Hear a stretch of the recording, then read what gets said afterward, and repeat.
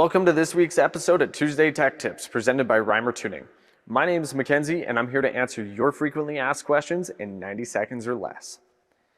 We often get questions regarding the additional module that's included in a couple of our kits. It's used on applications such as Kubota, Takeuchi, and the Caterpillar skid steers.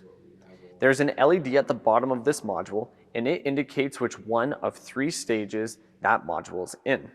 Today, we're going to be focusing on the red LED. This indicates that there's a CAN bus communication issue. Now, there are 2 places that we could have a CAN bus issue. One is at the connector for the engine control module, and it's always a great idea to double check your connectors there. Today, we're going to be focusing on the second option, which is the diagnostic port.